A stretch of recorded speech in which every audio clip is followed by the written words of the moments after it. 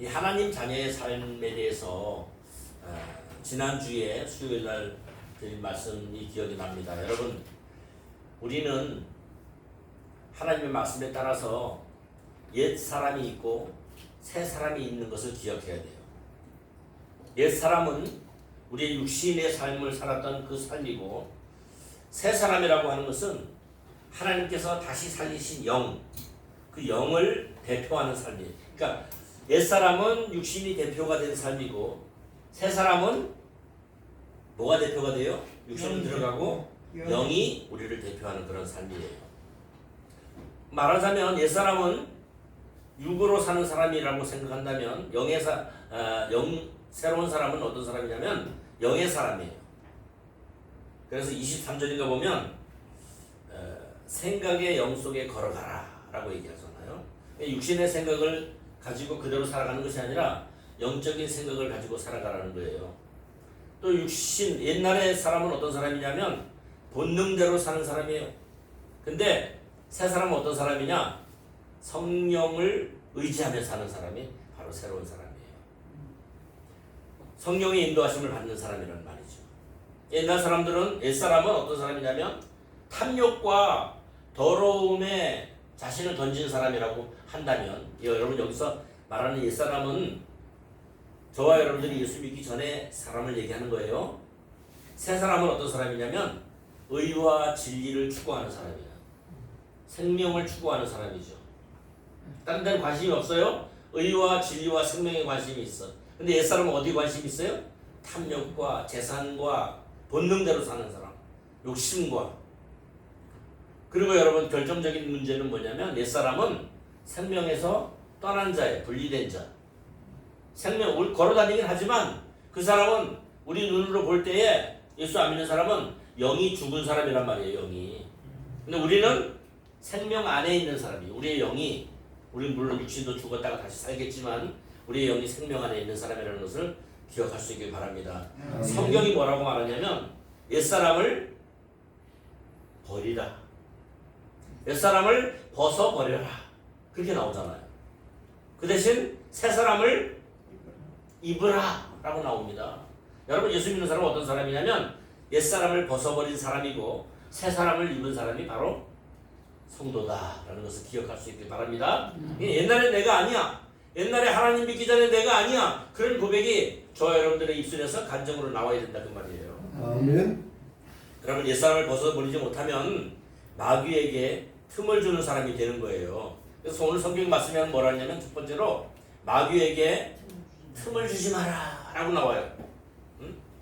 무슨 얘기냐면 내 마음속에서 역사하시는 성령님을 자꾸 밀어내고 죄악을 받아들여서 죄가 자기를 지배하도록 자꾸 내버려 두는 것을 성령님이 마귀에게 틈을 주는 거다, 그렇게 말하고 있는 거예요. 성령님이 내 마음속에서 그러면 안 돼, 그러면 안 돼 하고 자꾸 말씀하시는데, 그걸 무시하고 죄가 내 안에 들어오도록 자꾸 허용하는 것, 그걸 뭐라고? 마귀에게 틈을 주는 거다, 그렇게 말합니다. 그러니까 오늘 말씀의 주제는 뭐냐면, 그 마귀가 어디로 제일 틈 타는 통로가 어디냐면 우리의 우리의 말을, 우리 입술을 통해서 뭐가 틈틈이 마귀가 틈을 보고 자꾸 들어오는 거예요. 그걸 오늘 바울이 경계한 줄 믿습니다. 그래서 25절에 뭐라 그래요? 말을 조심하라 그러잖아요. 말을.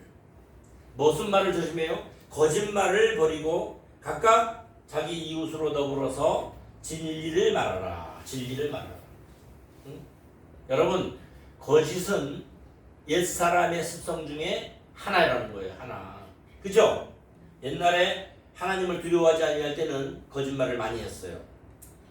골로새서 3장 9절에 보니까 바울 사도가 뭐라 하냐면, 너희가 서로 거짓말을 하지 말고 옛사람과 그 행위를 벗어버려라 라고 얘기를 하더라고요. 여러분, 옛사람을 벗어버리고 새사람을 입는데 첫 번째 조건이 뭐냐면 거짓을 버리는 거예요. 거짓을. 여러분, 거짓이라는 게 뭐예요? 모든 종류의 부정함과 속임수를 거짓이라고 해요. 속이는 거, 남을 속이고 남을 해하려고 거짓말하는 거예요.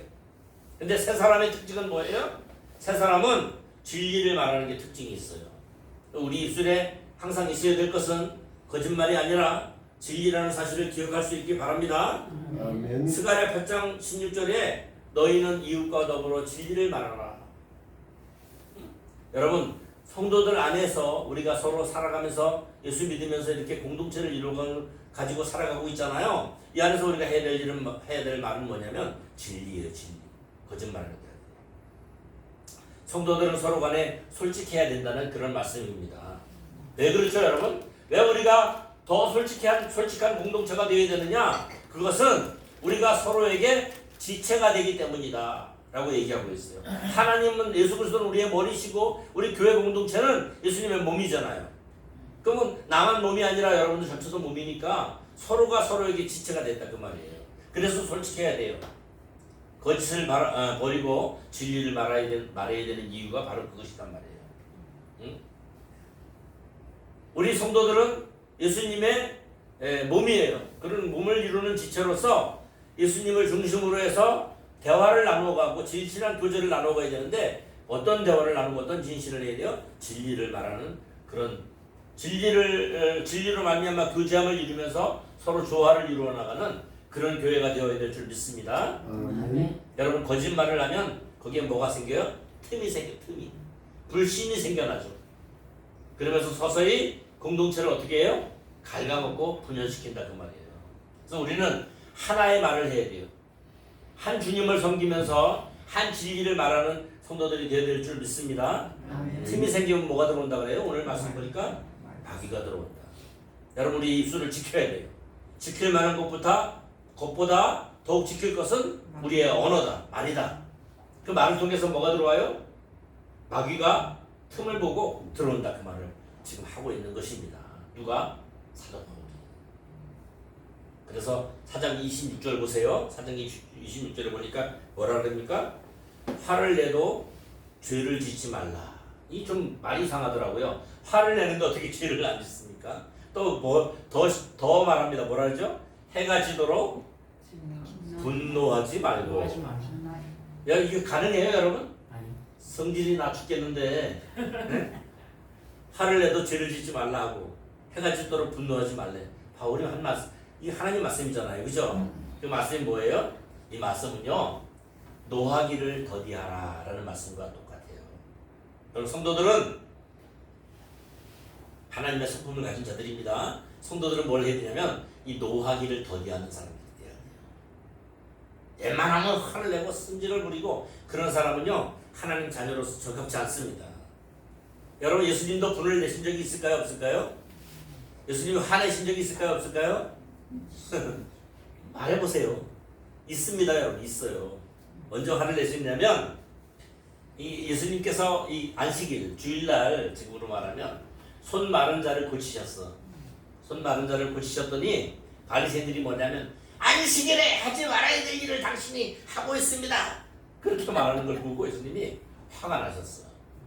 안식일에 선한 일을 하는 것이 틀리냐, 옳지 않느냐, 그러면서 막 분노하시고 그러신 것을 볼 수가 있습니다.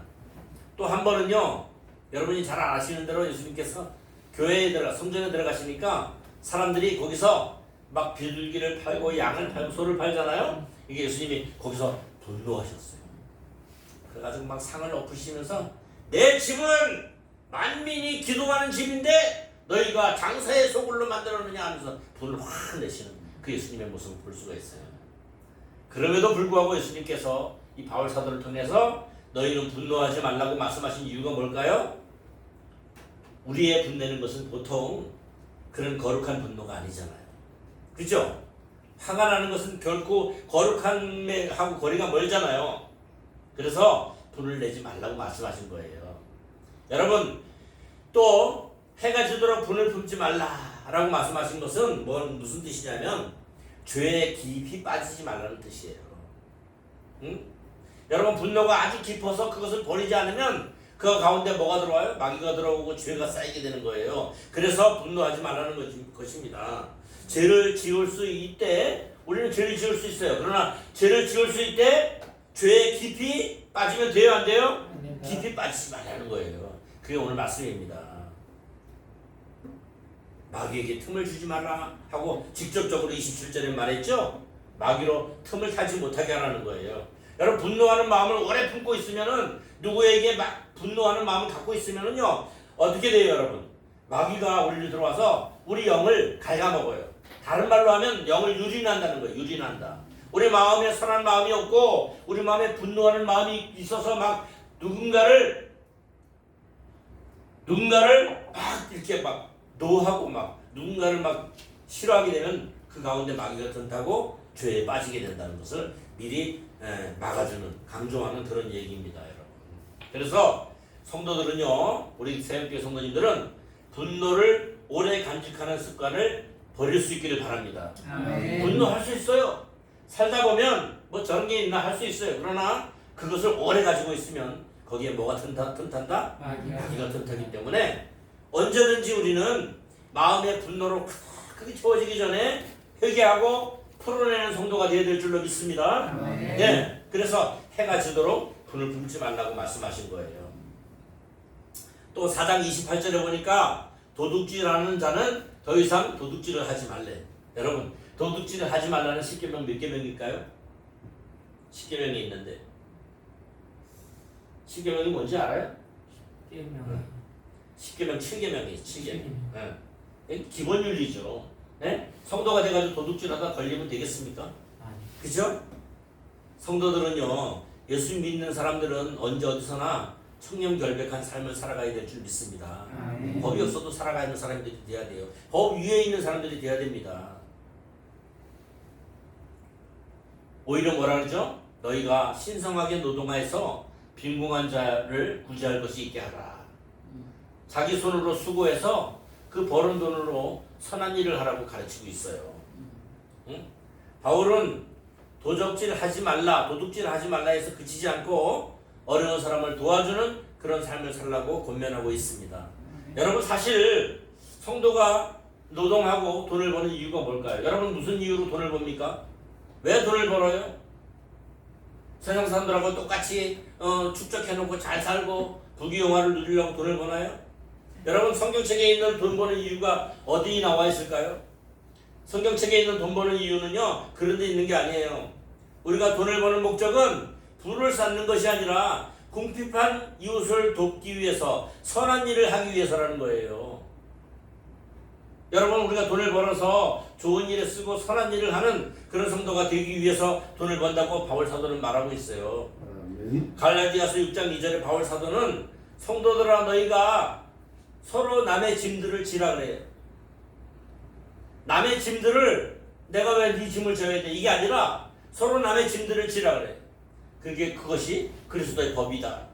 너희가 서로 지체의 짐을 지고 가게 되면 그리스도의 법을 너희가 이루게 되는 것이다 라고 얘기하고 있는 거예요. 그러니까 힘든 일을 왜 하려고 그래? 지가 하게 내비두지. 이게 아니라 서로 지라는 거예요. 서로 짐을. 그것이 그리스도의 사랑을 성취하는 일인 줄로 믿습니다. 아멘. 4장 29절에 보면 또 이 변화돼요. 뭐냐면 새 사람이 된 성도들의 언어 생활은 어떻게 해야 되느냐에 대해서 권면하고 있습니다. 어떻게 해야 되냐면 우리 성도들은 잘 들으세요. 부패한 대화는 너희 밖에도 내지 말라. 응? 때로는 우리가 막 부정적이고 부패하고 막 더러운, 저도요 이 부패한 대화라는 말은 더러운 말이라는 뜻이에요. 저도 운전하고 가다 보면은 막 어떨 때는 험악한 말도 하고 하는데 그런 것도 여러분 하지 말아야 돼요. 사실은 부패하고 문자적으로요 이 더러운 말이라는 뜻은, 부패한 말이라는 뜻은 썩은이라는 뜻이, 썩은 말이라는 거예요. 썩은 말. 네? 썩으면 어떻게 돼요? 냄새가 나잖아요. 더러운 말은 냄새 나는 말이에요. 이 좋지 않은 단어, 뭐 단순히 그런 게 아니라 험담과 남을 중상모략하는 그런 말이 된다는 거예요. 남에게 해를 끼치고 분쟁을 일으키는 말을 성경에는 금하고 있는 줄 믿습니다. 금했어요. 근데 여러분들은 왜 하셔요? 하지 마시기 바랍니다. 분쟁을 일으키는 말 하지 마세요. 오히려 오직 세워주는 말을 하라. 서로 세워주는 말을 하래. 네? 좋은 말을 해서 듣는 자가 은혜를 끼치게 하네. 듣는 사람이 좋은 말을 해가지고 은혜를 끼치게 하는 그런 말을 하라고 하고 있습니다. 여러분, 우리가 말을 하는 목적, 성도들이 대화하는 목적, 성도들이 입 밖에 말이 언어가 나오는 목적이 뭐냐면 덕을 세우고 은혜를 끼치게 하기 위함인 줄로 믿을 수 있기를 바랍니다. 아멘. 우리가 하는 말을 다른 사람이 듣고 힘을 내고, 우리가 하는 말을 누군가가 듣고 세워지고, 우리가 하는 말을 누군가가 듣고 하나님께 영광을 돌리게 하는 그런 말이 우리 입에서 나와야 된다 그 말이에요. 아멘. 우리가 무슨 말을 하면 막 상대방이 기분 나쁘고 막 아프고 쓰라리고 상처받고 그러면 되겠어요? 그런 말 하지 말라는 거예요. 이 사도 바울이. 무슨 얘기인지 알겠죠? 예. 그리고 두 번째로는 우리가 그렇게 옛사람대로 살면 성령을 근심시키는 것이 된다. 그래서 성령을 근심시키지 말라라고 나와 있습니다. 제 말이 아니라 성경이죠, 그죠? 성령을 근심시키면 안 돼요. 하나님의 거룩한 영이신 성령을 슬프게 하지 말라. 여러분, 무슨 말이에요?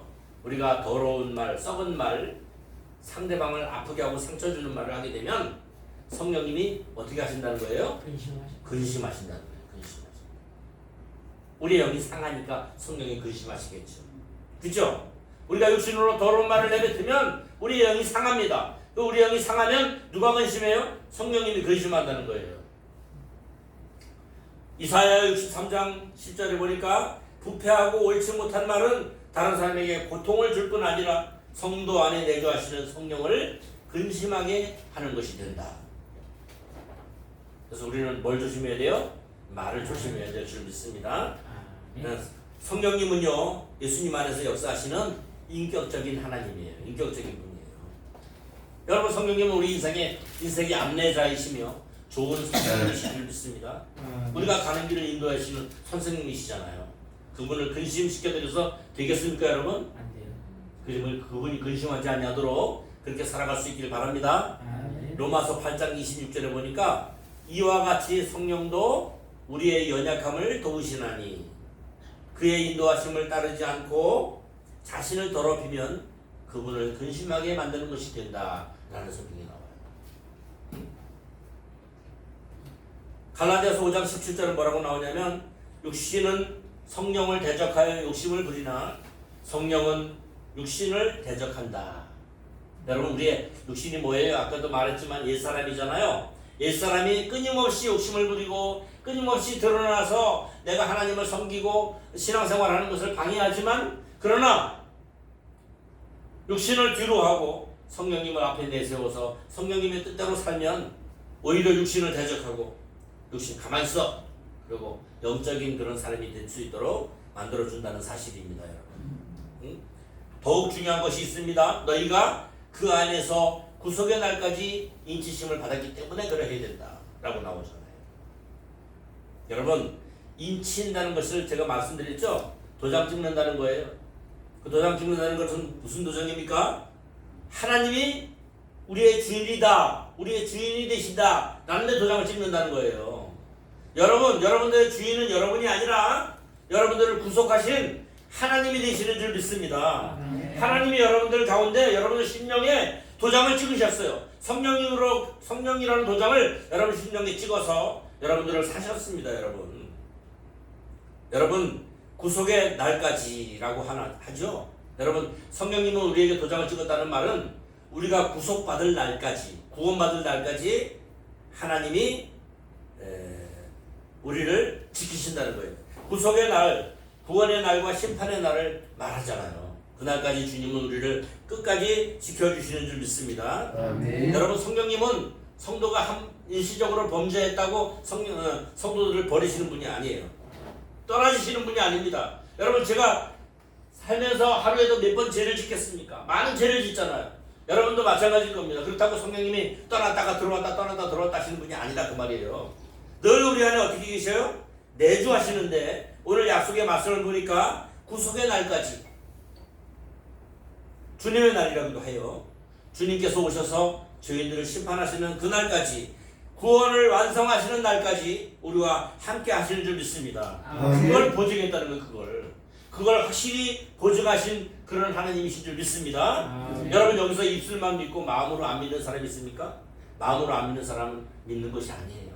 우리가 마음으로 하나님을 믿어지고 예수님을 믿어질 때에 성령님은 내 안에 계셔서 끝까지 우리를 보증해 주시고 확실히 해 주시는 줄로 믿습니다. 여러분, 이 보증이 미래에만 경험되는 것이 아니에요. 나중에 되면 이 보증이 경험되어지는 게 아니다 그 말이에요. 지금도 죄 사함과 구원의 확신을 가질 수 있습니까, 없습니까? 있어요.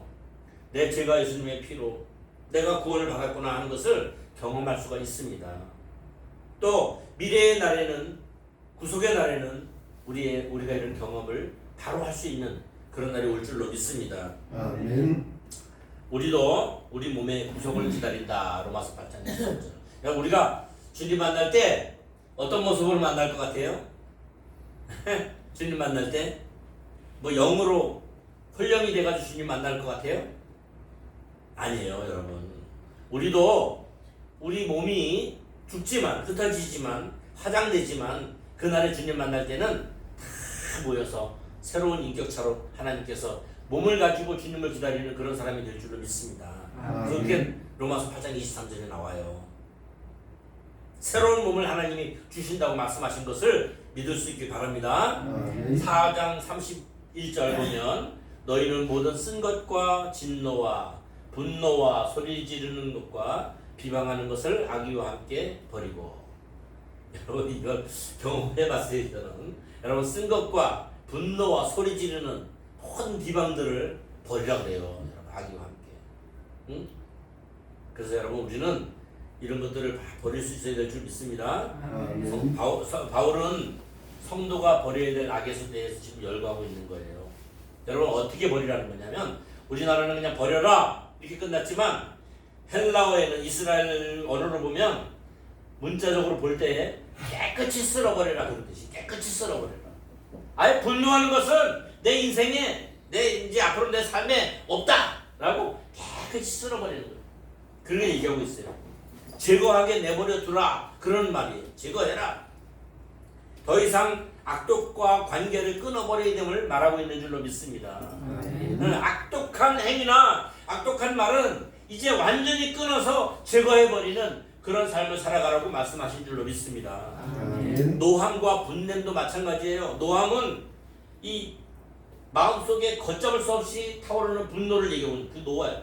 예? 분노, 진노하고 그걸 얘기하고 있는 거예요. 분냄은 우리의 마음속에 자리를 잡습니다. 그래서 습관적으로 그 분을 상대방에게 표출하는 것을 얘기하고 있어요. 자제하지 못하고 막 소리 지르잖아요. 야! 이러고 막 소리 지르는 그걸 분냄이라고 해요. 또 여러분, 비방이 뭔지 알죠? 비방은 근거 없이 상대방을 모욕하는 언어를 사용하는 거, 비방이라고. 지금 선거철이잖아요.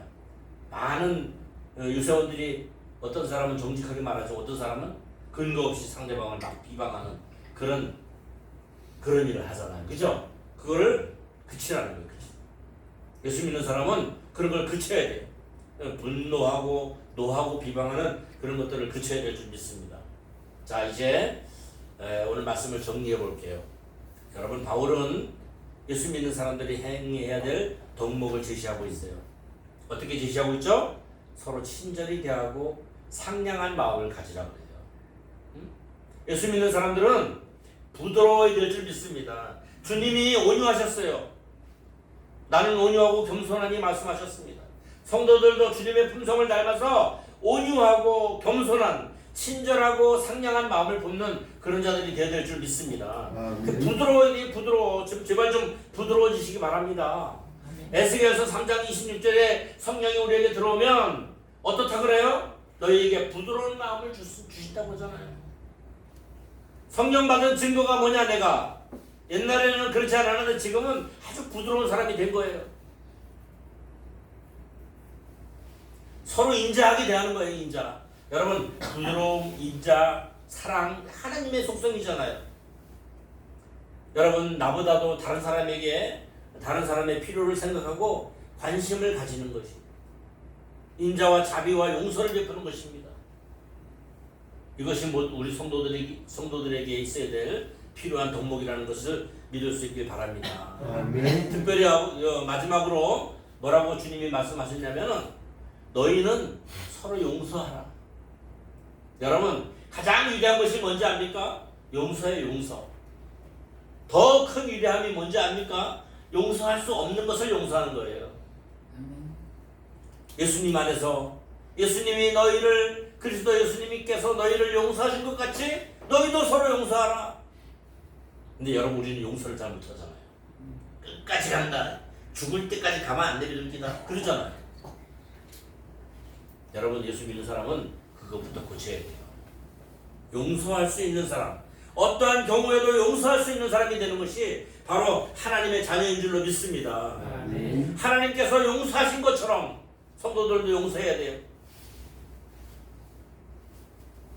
그 용서는 반드시 어디서부터 시작되게 되느냐? 억지로 되는 것이 아니라 사랑으로부터 출발된다는 사실을 믿을 수 있기 바랍니다. 아멘.